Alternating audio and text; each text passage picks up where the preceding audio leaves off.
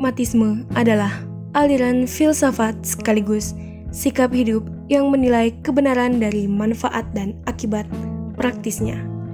Dalam bahasa sehari-hari, orang yang pragmatis cenderung fokus pada apa yang bekerja secara nyata, bukan pada teori semata. Pragmatisme menyatakan bahwa makna suatu konsep terletak pada efek praktisnya yang dapat diamati, sebagaimana yang dirangkum dalam maksim pragmatis Peirce. Pertimbangkan konsekuensi praktis dari suatu objek pemikiran untuk memahami secara penuh. Kebenaran muncul melalui pengalaman dan eksperimen, bukan kepastian bawaan, sehingga menolak rasionalisme kaku demi pengujian empiris dan adaptis.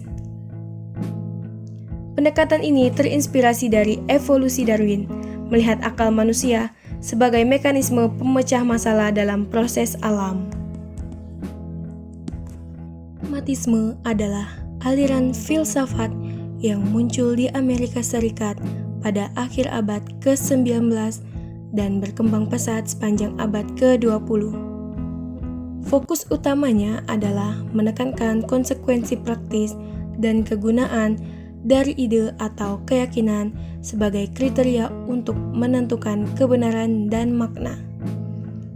Karakteristik utama pragmatisme: prioritas pengalaman praktis, yang dimana pragmatisme mengutamakan pengalaman nyata dan dapat diverifikasi di atas doktrin atau kebenaran abstrak. Fokus pada kegunaan atau utilitas. Kebenaran suatu konsep dinilai berdasarkan kegunaannya dalam tindakan manusia dan kemampuan untuk memecahkan masalah kehidupan sehari-hari. Anti-dogmatisme. Aliran ini cenderung menolak kepastian absolut dan mengakui bahwa pengetahuan terus berkembang dan disesuaikan berdasarkan konteks spesifik dan hasil pengalaman. Teori sebagai instrumen. Teori dan ide dipandang sebagai alat atau instrumen untuk bertindak dan mengarahkan manusia kepada realitas, bukan tujuan akhir dari dalam diri mereka, melainkan untuk dirinya sendiri. Tokoh dan perkembangan pada pragmatisme. Meskipun prinsip-prinsip dasarnya tetap konsisten, penekanan dalam pragmatisme sedikit berbeda antara abad ke-19 dan ke-20, terutama melalui karya-karya para tokoh utamanya. Abad ke-19, fondasi. Charles Sanders Peirce dianggap sebagai pendiri pragmatisme. Peirce memperkenalkan maksim pragmatis yang menekankan penerapan ide ke dalam bahasa dan logika untuk mencapai sebuah kejelasan konsep. Ia lebih memilih fokus pada metodologis untuk mengklarifikasi makna. Abad ke-20, pengembangan dan penerapan. William James mengembangkan pragmatisme dengan pendekatan psikologis, menekankan bagaimana keyakinan berfungsi untuk memuaskan kebutuhan individu dan memecahkan masalah pribadi.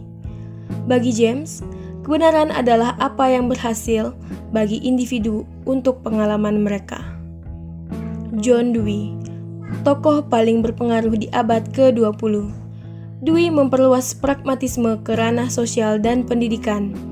Dikenal dengan filsafat instrumentalisme, ia memandang pemikiran sebagai instrumen untuk mengatasi masalah sosial dan mengembangkan teori problem solving dalam dunia pendidikan.